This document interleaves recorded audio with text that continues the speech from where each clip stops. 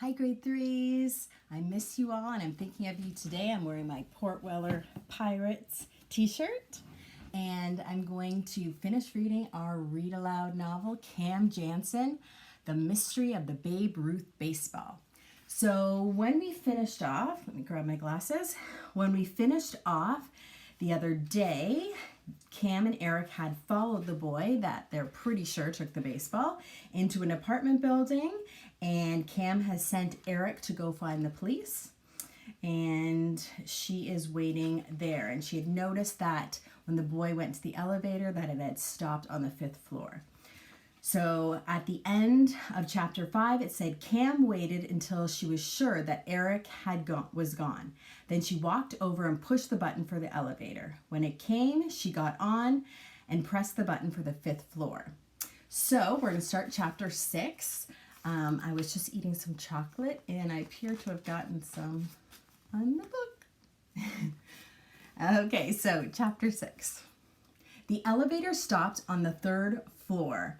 A woman was standing there reading a flyer about the items on sale at the local supermarket. She got into the elevator and asked, "Are you going down?" "No, I'm going up," Cam answered. The woman smiled and said, "That's all right. I'll come along for the ride." The doors closed and the elevator started to move. The elevator stopped on the 5th floor and Cam got off. The hall was lined with doors. What will I tell the police? Cam wondered. How will they know which is the boy's apartment? Cam looked at the names on each of the doors. Benson, Jackson, Goldwyn, Cruz, Washington, Amanda, Grant, Keller. Maybe his name is Benson, Cam thought. He looked like a Benson, or maybe he's a Keller. A door opened. It was the door to the Goldwyn apartment. As the door opened, paper fell to the floor. It was a flyer just like the one the woman in the elevator had had. Cam looked at a few of the other apartment doors. Each one had a folded flyer pressed into the frame of the door. A tall woman with red hair, just like Cam's, came out of the Goldwyn apartment. 2 children were with her. One of the children, a small boy with curly blonde hair, picked up the flyer. As they walked to the elevator, the woman smiled at Cam.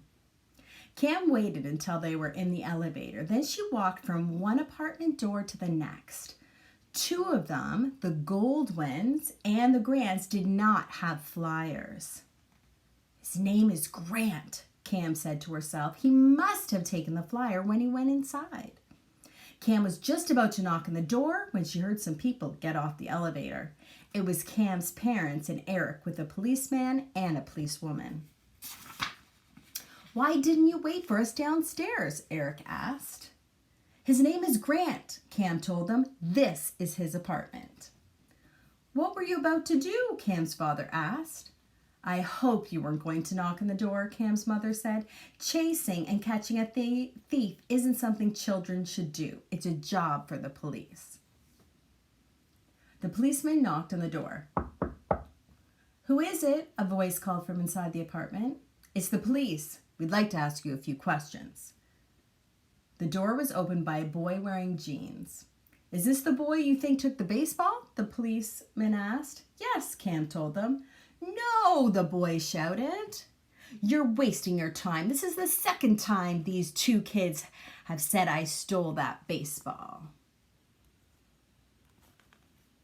"I had one with me when I left the exhibit, but it wasn't the Babe Ruth ball. I showed it to them the last time."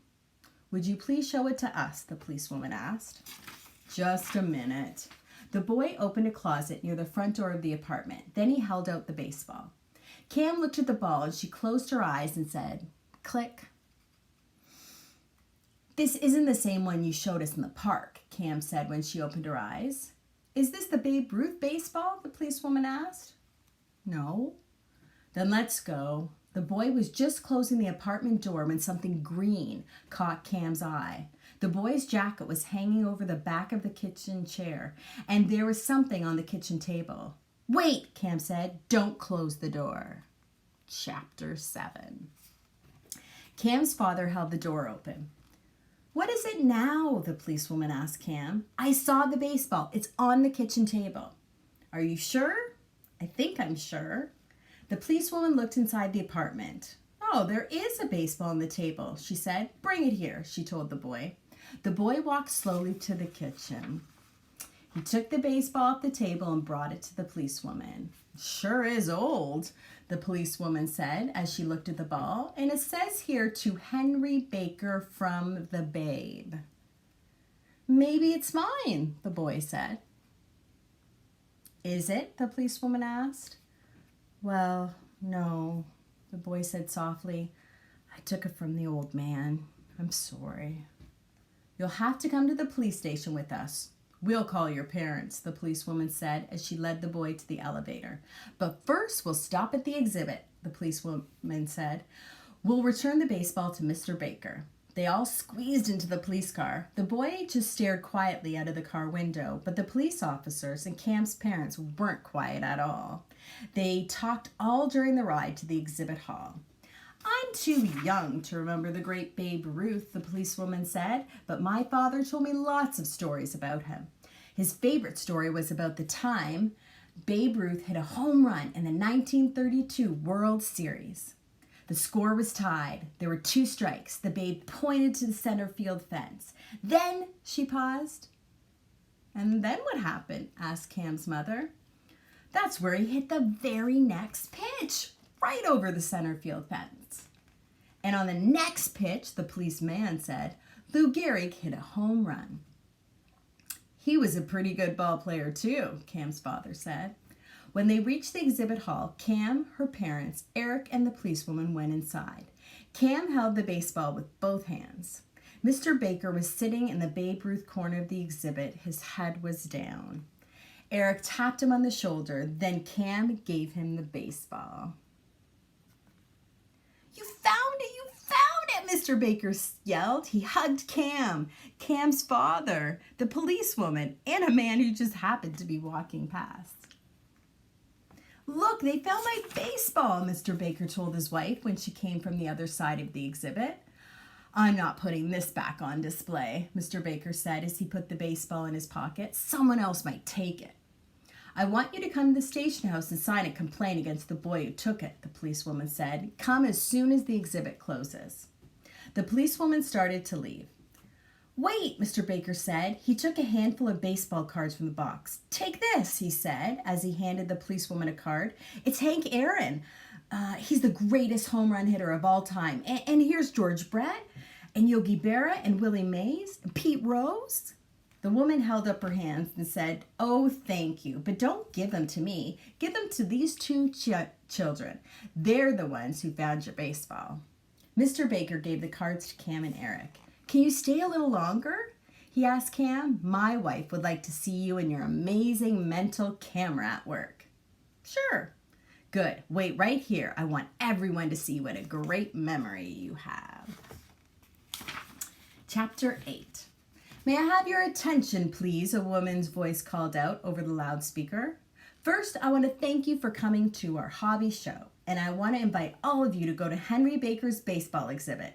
An amazing memory show will be given there in just a few minutes. A small crowd gathered around Mr. Baker's exhibit. Cam's parents stood right near the front. Both of them were tall and thin.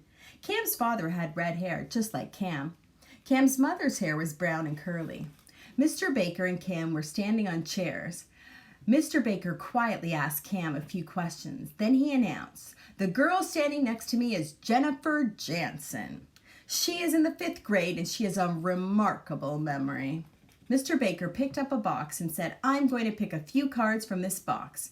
Jennifer will take a quick look at the cards. Then I'll let you test her memory. Mr. Baker picked out some cards and handed them to Cam. Cam said, click, as she looked at each card. Then she gave the cards to Eric and closed her eyes. Eric gave the cards to people in the crowd. Ask her anything you want, Eric told them. I'm holding a Dave Winfield card, someone called out. What's his middle name? Mark. What's Eddie Murray's hobby? Basketball. A woman standing next to Cam's parents said, She sure has an amazing memory. Cam's mother told the woman, "She's our daughter. We're very proud of her." And not just because of her memory, Cam's father said. "We were proud of her even before she said her very first click." And that is the end. Thank you for listening. And not tomorrow, but on Monday, you will hear the beginning of our very new Cam Jansen book. So we'll start a new one next week. So tune in on Monday. Have a great weekend. Bye.